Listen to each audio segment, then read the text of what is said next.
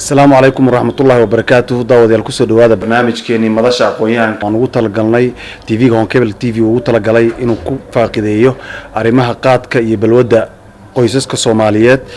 دب انتلا جاي كويسة بربر كقيسس كوي ماذا محوس وسببي هاي برنامج كنا أيام أنت مرتوحة يجوه بروفيسور شيخ أحمد محمد حسين أو برا كترسان جامعة كتالة دلكاس تنزانيا بروفيسور تخصص كيسايا وحا وياهي شريعة إي قانونك بروفيسور وهرين كسودو تي في عالمي هون كيبل تي في برنامج sidoo kale waxa ka qayb qaadanaya dadweynaha aad u fara badan oo ayagana aaraadooda iyo waxa ay ka qabaan iyo balwada iyo saameynta qoysaska Soomaaliyeed ay ku leedahay fikradahooda ka dhiibanaya sidoo kale su'aalo soo weydiinaya professorka laakiin marka hore professorka ayaan waxaan siinayaa bal inuu ka hadlo sida xaraan iyo xalaal ahaanshihiisa qaadka iyo balwadaha kaleba iyo waliba si cilmiyan inuu uga hadlo sababta keentay saameynta ballaaran uu ku yeesho bulshada Soomaaliyeed professorku soo dhaw mahadsanid بسم الله الحمد لله والصلاة والسلام على رسول الله وآله وصحبه ومن والاه أما بعد runtii qaadka waa mushkilad weyn ee haysata ummado badan oo ka mida dadka ku nool geeska Afrika waxa qaadku waa geed caadiya waa maandooriye dabiiciya ayaa lagu tilmaamaa taariikhdiisa waxa la yiraahdaa muddo dheer adigu 600 sano iyo ka sii badan inta la hubo ayuu ka jira mantiqadayna ama dhulkaynaan waxa la yiraahdaa markii hore wuxuu ka mid dalka Itoobiya markaas wuxuu galay dalka Yemen xilli sii horeysay oo islaamka ka hor ah waqtigii ay ahbaashtu ama Itoobiyaanka xukumi jireen Yemanta waqtigaas waxa xagga ku baahay baa la yiraahdaa asalkiisa Itoobiya inuu ka mid la sheegaa wararka qaarkood waxay leeyihiin xataa dadkii muxuu ahay faraacinadii hore islaamka ka hor iyo xataa diinta masiixiyada ka hor dadkii ku daaweyn waxay u isticmaali jireen markay rabaan inay ay fikiraan ama ay maskaxda ka shaqeysiyaan ay isticmaali jireen waa warar aan la hubin laakiin la sheego jaadka meelaha uu aad ugu baahsan yahay waxa weeye Itoobiya Djibouti Yemen Kenya Tanzania South Africa waa la yiraahdaa sidoo uu ku baahsan yahay meelaha uu badan yahay waa meelaha waa maandooriye runtii ururka caafimaadka adduunka WHO diraasa iyo baaritaan ay sameynayeen muddo 6 sano ah waxa u soo baxday inuu yahay maandooriye sida ay iclaaniyeen ama ay baahiyeen inuu maandooriye yahay waxay ku tilmaameen maandooriye meel dhaxaad ah qiyaastii inuu yahay marka waa maandooriye marka bahalku waa maandooriye shaki kuma jiro ururo badan oo daneeya arrimaha maandooriyaasha baara kulli waxay isku raaceen inuu yahay maandooriyo jaamacadda carabta iyo ururka islaamka baaritaan ay sameeyeen sidoo kale sharar ay qabteen sidaas ku iqraariyeen ama isla ogolaadeen bahalku waa maandooriye shaki kuma jiro shariicada islaamkana waxa weeye wax alla wixii maanka doorinaya waa mamnuuc waxaan rabaa wax yar inaan halkan ka cadeeyo shariicada islaamka waxay u timid inay badbaadiso ruuxan makhluuqan bani aadamka la yiraahdo oo ilaahay uu dunidan ku abuuray bani aadamku waa makhluuq mukarrama oo ka darajo sareeya makhluuqaadka kale dunida tan ku nool ilaahay wuxuu leeyahay walaqad karramna bani aadama wa hamalnaahum fil barri wal bahri wa razaqnaahum min at-tayyibat bani aadamka waan karaameynay dhul iyo cirna waanu u sakhirnay inuu isaga goosho oo danihiisa qabsado waxyaabo wanaagsanna waan ku arzuqnay oo waxaan siinay yani waxa uu cunaya wax fiican way runtii makhluuqaadkan kale xayawaanaadka waxay cunaan waan ogsoonahay inay yihiin wax aan macno lahayn bani aadamka ugu cunto fiican makhluuqa jinka la yiraahdo oo inala mid ah oo isaguna mukallaf oo aqli leh cuntada cunatayna way ka hooseysaa bani aadamka ka sharaf badan marka bani aadamku taabic u yahay raacsan yahay xataa anbiyada waxay ka yimaadaan baa la yiraahdaa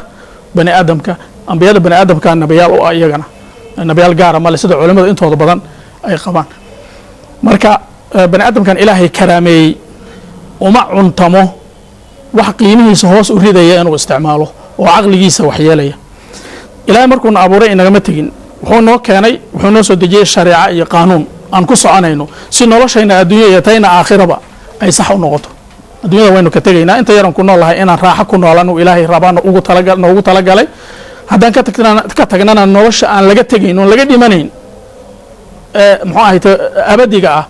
inaan raaxo ku noolaan uu ilaahay noogu talagalay qofka isaga diida haddaan diidno oon idhaahdo ma doonayno ilaahayow muxuu ahay qorshahaaga oon qar iska tuurno waa mas'alo kale innaga ina khusaysa laakiin ilahay wuxuu noogu talagalay inaan raaxo ku noolaano dunida tan aakhirana aan raaxo ku noolaano marka ilaahay markuu dunidana keenay mukaram naga dhigay na karaameeyey cunto fiican uu nagu quudiyey wuxuu noo soo dejiyey diintaas waxay ilaalinaysaa culimadu waxay yidhahdaan shareecada islaamka waxay u timid inay ilaaliso shan arrimood oo daruuri u ah insaanka jiritaankiisa waa qofka naftiisa inay ilaaliso caqligiisa inay ilaaliso diintiisa inay ilaaliso maalkiisa inay ilaaliso sharaftiisa iyo karaamadiisa iyo nasabkiisa inay ilaaliso shantaas wey marka wax allaala wixii dhaawacaya shantaa mid ka mid ah waa xaaraan jaadka waan arki doonaa inta uu dhaawacayo midba uu dhaawacaya meesha shantooda uu dhaawacaya marka hadduu hal shay dhaawaco ama caqliga keliya dhaawaco maalan waa xaaraan shanta hadduu isla dhaawaco ka waran waa arrin khatara marka maandooriyahaas cidna ma difaaci karto culamo yamantu aaday u cunaan bahalka marka culamo ku ibtalaysan jaadka cunistiisa oo reer yamana ayaa diiday oo yidhaahdeen xaaraan maaha laakiin haba yaraateen wax daliila uma hayaan tan kale iyaga laftooda ma diidana inuu jaadka xaaraan yahay haddii uu dhibaato leeyahay laakiin waxay ku doodayaan jaadku dhibaatoba ma leh laakiin hadday caddaato inuu dhibaato u keenaya insaanka inuu xaaraan yahay layskuma hayo culamadu way isku raacsan yihiin waayo diintan waxay u timid inay ilaaliso insaanka karaamadiisa marka maandooriyahaas khatarta ah ee dhibaatada ku haya ummadda ku nool eriyada ama mantiqadeenan waxaa loo baahan yahay in si wada jira looga hortago culimadu inay ka hortagaan o dadka u caddeeyaan waxaan inaysan xalaal ahayn waxaa laga sheegi jiray dadka qaarkood waa quutul awliya iyo awliyada quudkeedii iyo waxbay sheegi jira waxaasi waxba kama jiraan anugu ma arkin waayahan qof sidaa leh laakiin waayo hore waa la dhihi jiray balkan inuu dhibaato badan leeyahay nin walba wuu ogyahay nin anigu aan aqoon u leeyahay oo maxaa markii dambe iska daayey oo aan ku kalsoonahay wuxuu yidhi tareelaan wadi jiray buu yidhi east africadan habeenkii saqda dhex baaburka habeenkii buu gaariga wadi jiray wuxuu yidhi geedkii madooban arkaba naag baan u malaynayaa buu yidhi marka caqligaa dhaawacmay soo ma aragtid qofkii sibuu noqday isbedel baa ku dhacay marka qoysaska dhibaatada uu ku hayana iyaduna ka hadal male waan ogsoonnaa waan u imaan doonaa waxaa waye qofka bani aadamka dumarka ahi waa qofka ragga oo kale ixsaaskiisa iyo dareenkiisoo kaley leedahay xuquuq bay leedahay jaadka cunistiisa xuquuqdaas ayay seejinaysaa qofka dumarka oo ay kow ka tahay xaqeeda in ay icfaaf hesho yacni inay nin hesho dhaawac weyn baa ku dhacaya waxaa weye haba noqoto kaftanba ha noqotee soomaalida waxay yidhaahdaan markii haweenku ay nafta ay qabato oo dhinacaas laga dhibo waxay yidhaahdaan reerkayni ma waxaan ka waayay marasho iyo masruuf miyaan reerkayni ka waayay waa run yani mid baa laakiin inta badan way iska aamusaan laakiin xaq wey waa run waa qof raggay lamid tahay waxa uu u baahan yahay u baahan tahay marka waxa weye waa arrin aad u khataro dhinacaasay dhibaato uga tahay dhinaca kale ninkii masaariiftii reerka ay u baahnaayeen dadka isku wada awood dhaqaale maaha dad baa iska dan yara xoogaga uu soo shaqeeya xagguu la aadaya reerkii nafa haysa caruurtii familkii waa la cadaadinaya gaajo rafaad xataa kan wax haysta sidii la raba wax uma siinayo maxaa yeele wuxuu doonayaa inuu xagga waxu dhinacaas wax u gooyo jaadkii iyo qarashkiisii marka xagga cuntadii iyo noloshii xagga raganimadii xagga insaannimadii iyo muxuu ahay xiriirkii wada xiriirka lala xiriiri lahaa muxuu ahay qofka dumarka oo ka dhexeeya ragga iyo dumarka oo bimacnaa qofka inuu jaanis inta helo reerkiisa la sheekaysto caruurtiisa la ciyaaro oo caruurta kaxeeyo oo geeyo meelaha qaarkood soo lama rabo bahalkaas ku mashquulsan yahay caruurtiisa war kama hayo caruurta way dayacmayaan tan kale sumcad xun caruurta laftooda waxay u tahay tarbiya xun aabbahood hadduu sidaan yahay iyaguna sidaa inay noqdaan bay u dhowdahay marka dhibaatooyinka uu qoyska ku hayo wax lasoo koobi kara ma aha waxaan filayaa waxaa ka qaybgeli doona dadka daawadayaasha oo waxaas fikrad badan ka haya marka anigu intaa ayaan kusoo gaabinayaa wassalaamu calaykum waraxmat ullahi wabarakaatu professor aada umahadsan tahay barnaamijkeeni ku saabsanaa saameyn intee laag ayuu ku leedahay balwadda qoysaska Soomaaliyeed ee dhisan ama burburka qoysaska ma ka qayb qaadataa balwaddu si fiican ayaa noogu kala faahfaahisay laakiin su'aasha ugu horeysan ku weydiinayo iyadoo dadkana barnaamijkeena nagala qayb qaadan doonaan ayaa waxay tahay Soomaalida waxay ahayd dad dhaqan adag Soomaalida hore Soomaalida hadda ma ka hadlayo waxaana ceeb loo arki jiray qof kasta oo balwad leh sababta keentay in maanta balwadda ay noqoto wax lagu faano oo sidaas fudud ay dadku ugu fido maxaa u sabab dhigi kartaa waan ogsoonahay mujtamaca Soomaalida isbedelka degdega ah ee ku dhacay yaani wuxuu ka soo dhacay baa la dhihi karaa meel sare dhulku ku dhacay muddo yar yaani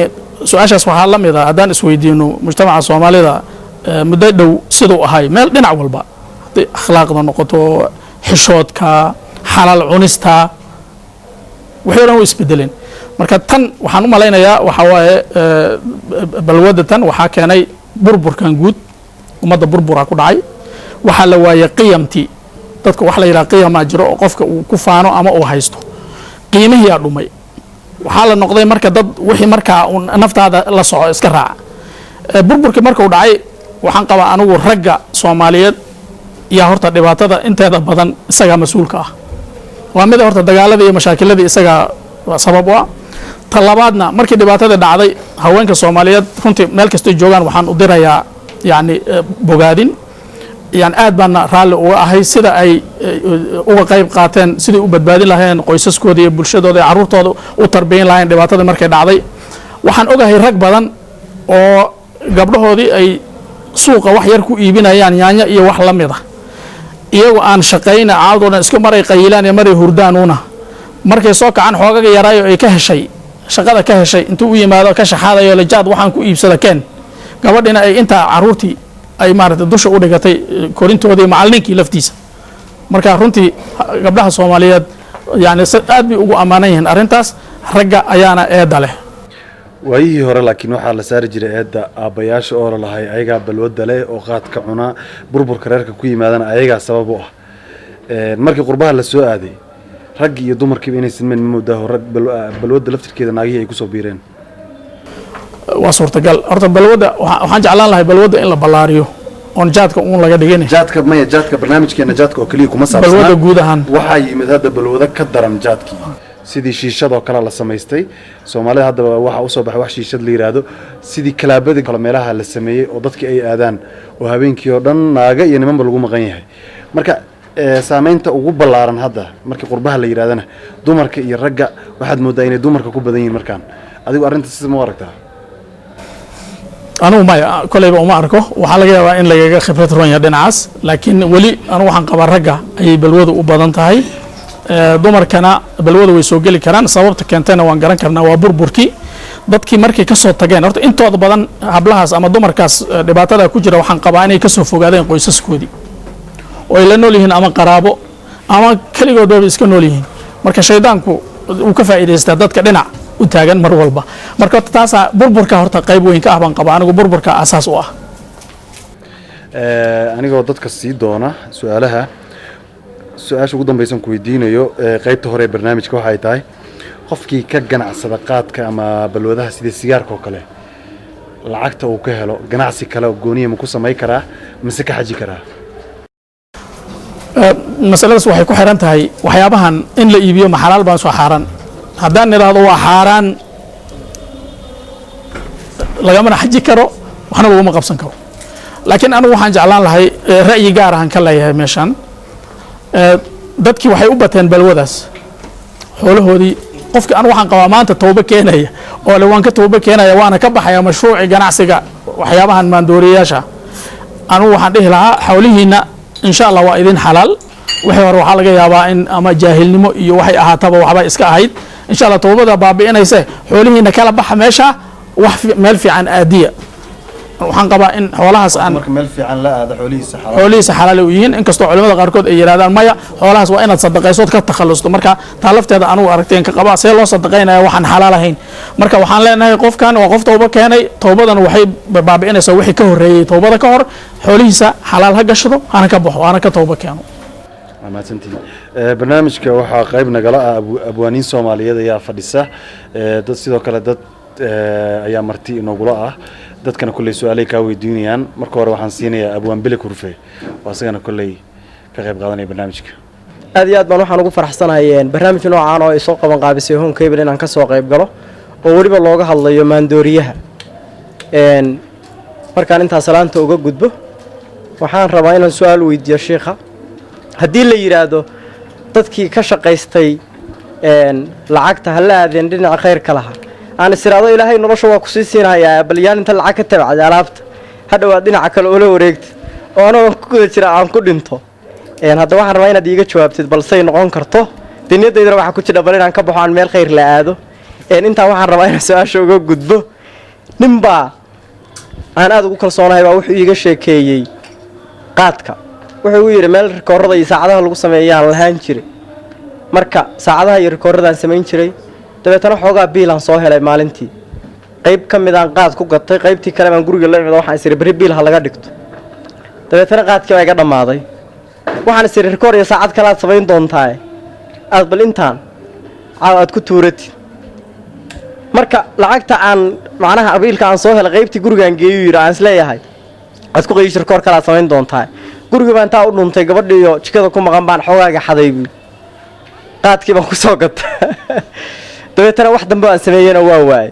suuxbaa reerka wuxuu soo dhacay biil la-aan dabeetana go-aan baan waxaan ku qaatay 20 sano anoo cunayay inaan qaad dambe cuninin xaqa ilaahay ha barakeeyo ninkaas uu hadeer qaad muu cuno intaas waa kulli sheekada uu iiga sheekeeyey ninkaas waxaan rabaa anugu abwaan meeyahay halabuur baan ahay bal in yaroo maansaa laakiin cusub oo aan waqti dhow sameeyay saacada ka hor bal inaan ku daro barnaamijka hana u noqoto dhowr barnaamij baan uga hadlayaa midda koowaad oo iska aan hooyo Soomaaliyeed oo wiil dirsatay baan rabaa inaan uga hadlo oo tacliin u dirsatay laakiin uu qaadku wadadii ka leexiyay midda labaadna waxaan rabaa gabdhaha laftirkooda ee waxbay ku leeyihiin anoon balwada ku leexinayna anogahay balwada in rag iyo dumar saameysay haddana gabdhaha hagaagsan oo xafiifooyinka inay nimanka qaadka cuna ka leexdaan oo aysan guursanin haddii lagu cadaadiyo gabdhaha ragga guursan waayaan qaadkii sigaarka iyo yacni balwada leh waa laga soo hanuunaya dariiqa waa laga soo laabanaya laakiin mid walba haddii ay marka magacna idinka u bixin doona kul anu waxaan u bixiyay noqo guumays han weyn intii aad mid qaadka cuna guursan lahayd iska noqo guumays han weyn baan u bixiyay waad mahadsantihiin haddana waxaan rabaa bal inaan idiin mariyo idinkoo raalliya haddii uu waqtiga uu ku filan yahay waxaan idhi hawada nolosha ahan kale hormid waliba qofka hidiya dhaqan oo halka hubsiinoy maalinta hareeray waayaha hungoy ciil baan qabaa haraad weyn baan qabaa wax tagay baan haybiyaa dadkaygaan hadal hayaa intaa waa hoorsigii naftayda hagooganay hankaygaa hoos u dhacay waraabiya bahal ihele dee dadka waraabiya bahal inay cunaan kolley waa dee way caddahay oo waa erey aan muran ku jirin halkaa aan kaga gudbee waxaan ahay hooyadii halkaa aan kaga gudbee maxaan hadimoy ku nacay qaadow ii hortaaganta dhashayda u horarsataa hablaha ii dhaafisaa tacliinta u hanaq jirtaa hankayga u gowracdaa anoo wiil hanada dhalay iskuul heer sare u diray halkuu ka aflixi lahaa adaa madaxii hantiyey daroogo kalena u hoday hadhowta shallay ku riday dee markay daroogada cunaan hadhow ka shallaayaan habeenkii markay soo qaylaan sida la ii sheegay anuu mana qaylo hadhowta shallay ku riday calooshaan ku hayay in badan fooshii baan yara hinqaday naaskaygaan hoog ku idhi dhabarkaan ku hayay in badan afkii baan hagaag u baray dee hooyadii baa la hadlaysaa intaasay soo marisa markuu hana qaadi lahaa naftayda uu hanan lahaa aqoonta hormarin lahaa dalkiisa u hiilin lahaa aayaha wax ka hagi lahaa qaadka haadaan u qoday ka dhigay hoogaaba'aha wuxuu heli lahaa ka hoday dee wax allaala wuxuu noqon lahaana qaadkaa wuxuu ka sameeyey kolley dariiqii buu ka lumiyey miiraa iyo hareeri baray qaadku waxa la waa laba miiraaguna halka baxaa mid Itoobiya ka baxo dheer baa jiro miiraa waxa la yiraahdaa hareeri miiraa iyo hareeri baday sigaarna hambaysay yiri qabrana hiinsoo liq baday intaa waa hil rageed gabdhaha aan halow ku dhaho adoo sharafkaaga hoolin hiraabta adoon barooran hilbaha sare bahal u loogin u hiilin midkaa hungoobay hoogaha raganimo ka raadin dee nin ha u guursaneen nin ma yahay rag waa islaan waa isdhaamaane hoogaha ninnimo ka haybin ka hoyo bahalka haraadan ahow guumays han weyn dee intaad kaas guursan lahayd dee kolley nin kuu noqon mayo biilku kaa xadayaa marka ugu dambaysee iska ahow guumays kolley nin waayimaysa haddaad gabar fiican tahay ha oran waa ina haliyey ha odhan waa ina haliyey ha odhan waa ha odhan reer hebelna weeye ha odhan hanad quruxsan weeye hadduu sida halaha daaqo dhurwaaga sidiisa haysto hinsiga af soomaaliga waxaa lagu yidhahdaa waxba ma reebo koobka biyaha haddii loo keena hambaba male waa isku foorariya ha odhan waa reer hebelna weeye ha odhan hanad quruxsan weeye hadduu sida halaha daaqo dhurwaaga sidiisa haysto sidii doqon oo hurdaayo horshaa iyo geeda cunayo hurshaag waa geedka geedaha ugu qaraar sidii la ii sheegay intuu ku halaagi lahaa halkaagiyo guriga joog ahow guumays han weyn dawaca ubadkeed hahayn ka heeran ka harmindha hareerta dhabannada waxaa la yidhahdaa labadan meelood gabar aan la dayactirinna labada dhaban khasab way ka hormaan gabdhuhu meeshaa iyo meeshaas markii ay busaaradii xayraankii fakarku ka bato ilaa wuuba iska dhaxayaa sidaad sheegaysay ama waaba dee markuu cunuba iskaga dhacayaa meeshaas unbuu iska seexanayaa marka ka haarmin hareerta dhabannada ahow guumays hanweyn halkaa iyo guriga joog baan kusoo gabagabeeyey aad baad u mahadsantihiin dhammaan waa soo qaybgalayaasha ciid maxamed shire anigoo ah brofesoorkana hal baan rabaa inaan weydiiyo baada saxaafaddana waa salaamayaa dhammaantood anugu waxaan ahaa in badan adigu 4 sanaan maqayi lahaa waan soo maray qaadka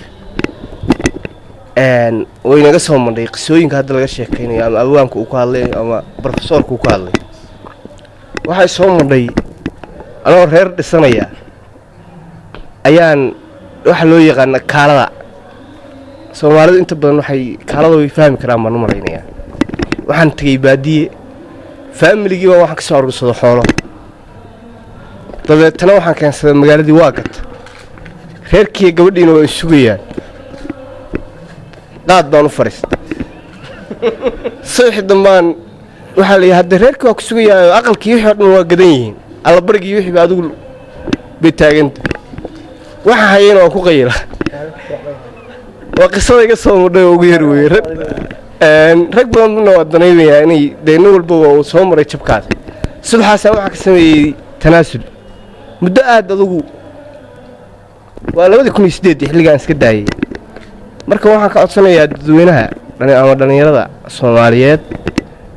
inay ka tanaasulaan balwaddaas bismillahi raxmaan raxiim marka hore waxaan salaamayaa Home Cable TV iyo muxuu ahaa Professor Sheekh Axmed marka hore marka labaad su'aashiida waxaa waaye Sheekh Axmed ma la dhihi karaa barnaamijkan oo balwadda ah waxaa qayb weyn ka qaatay joojintiisa in la joojiyo oo lagu guulaysto saxwa islaamiya qayb weyn bay ka qaadatay ma la dhihi karaa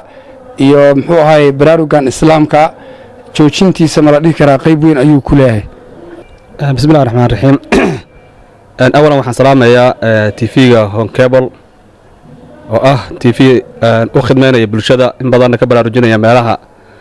daldalooladu ay ka jiraan farta ugu fiiqaya runtii arrintaas waan ugu hambalyeynaya ta kale waxaan salaamayaa ustaadka Ustaad Sheekh Axmed iyo sida mawduuca uu fiican ee uu noogu kala dhigdhigay ma la dhihi karaa maadaama aan ka hadlayno balwad si guud jaad keliya maaha balwadu way fara badan tahay sigaar baa jira shiishad baa jirta qaadna wuu jiraa haddaana ummadda soomaaliyeed muddo taqriiban 20 sano ah ayaan waxaan nahay qaran la'aan dowlad la'aan asbaabihii burburka dalkeenna ayuu qaadku kow ka yahay ma la odhan karaa oo koley aanusaan u arkaan aan ku qanacsanahay marka haddii uu awal naga burburiyey qarannimadeennii haddana caqabo ma ku yahay mar labaad soo celitaankii qarannimadii ummaddii soomaaliyeed iyo jiritaankeedii abaan kurfurta aad u mahadsan yahay gabay aad u anfacay dadka qaadka cuna iyo kuwa raba inay iska daayaanba ayuu meesha ka soo jeediyey sidoo kale ciid isagana sheeko wuxuu ka sheekeeyey maadaama uu soo maray dhibka qaadka uu ku hayay iyo siduu iskaga daayey sheekaas kale su-aalaha ay ku weydiiyeen kolley waad xasuusataa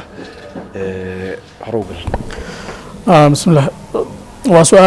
su-aalo xiisad leh runtii kulligoodba su-aasha abwaanka haddaan dib ugu noqdo haddii loo fasaxu yiri waxaan filaya haddaan xasuusto haddii loo fasaxee la yidhaahdo wixiina ka shaqaysta hadhowna xagga u wareejiya inaan iska sii wato shaqadaydoon anigoo niyeysan inaan goor dambe xagga u wareejiyo runtii anigu markii aan saa leeyahay waxaan xoogaa qiil u raadinayaa dadka tirada badan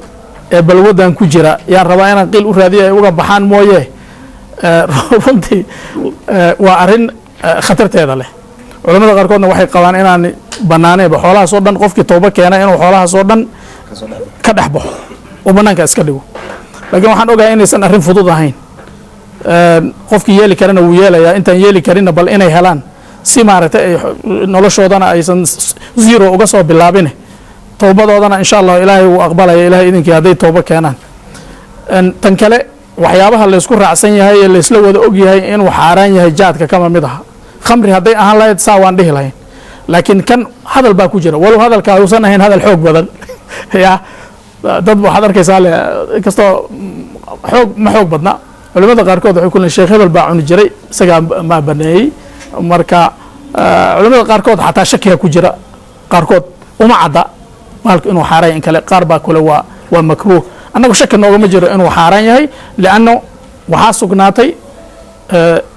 waaqic ahaan iyo caafimaad ahaanba inuu dhibaato badan leeyahay waxaa culimada ay isku raacsan yihiin oon khilaaf ka jirin shaygu hadduu dhibaato u keenayo bani aadamka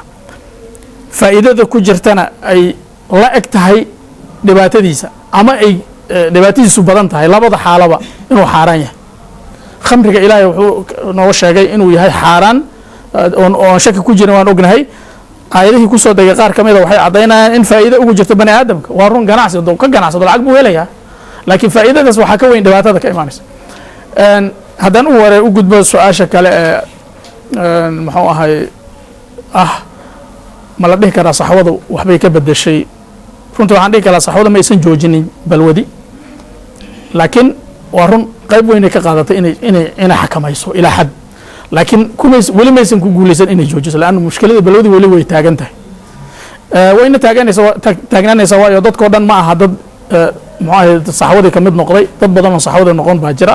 dadkaas balwadi weli way ku jiraan laakiin waxaan qabaa inta ilaahay ka badbaadiyey oo uu ka mid yahay walaalkay hadda horeyaan u qayili jiray yidhi haddii uu dagaal qaado ruux walba xamlad haddaan ku wada qaadno inaan ka guulaysan karnaan qaba laakiin haddaan gaabinoo nidhaahdo bahashu waxaa weeye dad bay haysaa dhibaatadu anigu alxamdulilah ilaah baa iga badbaadiya aan tayda qabsado kulli dagaal yani dagaal waxaan ujeedaa qof walba inuu meesha ku arko kala dagaalamo guusha insha allah waan guulaysanaynaa laakiin haddaan fududaysano dhibaatada way sii jiraysa su-aashan kale ee akhuuna walaalkay cabdilweli uu yidhi burburkii inay qayb ka qaadatay ma laga yaabaa balwadu laa shak xaqiiqo waaye taas ruux walbana wuu og yahay ruuxii yani goobjooga ah dhibaatadana xog ogaal waaye dadka laysku dili jiray qabaa'ilka laysku hubayn jiray waxaa lagu howlgelin jiray bahalkaas jaadkaasaa la siinaya wax kale mar hadduu qayilo khalaas caqligana wuu ka tegayaa naftiisana wuu ilaawaya qor ugu qaadaya marka balwadu qayb weynay ka qaadatay muxuu fitnadii iyo dhibaatadii dhacday laa shak qaadka maadaama uu ka miisaan badan yahay balwadaha kale ee la isticmaalo ma la dhihi karaa waxa uu hooye u yahaba xumaanaha oo dhan iyo balwadaha kale oo dhan haddii qofka uusan qaadka cunin inay sigaar caban kuma soo dhacayso inuu shiishad ku fikaro kuma soo dhacayso qamri iyo wax kaloo kasii weyn iska badaa waa suurtagal in sidaa la yidhaahdo laakiin sidaan ogsoonnahay horta balwadahu way badan yihiin waxaa ka mid ah waxyaabahan la ciyaaro oo qamaarka ka mid yahay qaar qamaar ahaan loo isticmaalay qaar aan lacag lagu kala qaadan laakiin balwadaha jira oo qofka maanta o dhan uu halkaa un fadhiyo waa balwad isaga laftiisa qaadka dad badan oo sigaar caba oo muxuu ahay to aan qaad aan cunin way yar yihiin waa run oo waa la dhihi karaa isaga aabba u ah balwadda aabbo u yahay marka waa aabbihii balwada waxaan qabaa aniga insha allah waxaan rajaynayaa maamulada ka jira dalka soomaaliya inay xisaabka ugu jirto ilaahayaan ka baryaa inuu ilaahay qalbigooda kusoo toosiyo in bahalkaa ay joojiyaan dhibaatada uu ku hayo wadamada laga qayilo wax kooban maaha dhinaca dhaqaalaha yaman cabaadka ka yeelaya haddaad aragtid waan ogsoonahay yaman inay tahay wadan aad mutakhalif oo aad u dambeeya aad buu u dambeeya wadan carabeed oo aad u dambeeya sababta u dambeeyana waa jaadka wadamada bahalkaa aad u cuna weligood hore uma kacan marka maamulada dalka ka jira hadday rabaan ummadda inay dhibaatada ka saaraan waa inay ka joojiyaan bahalkan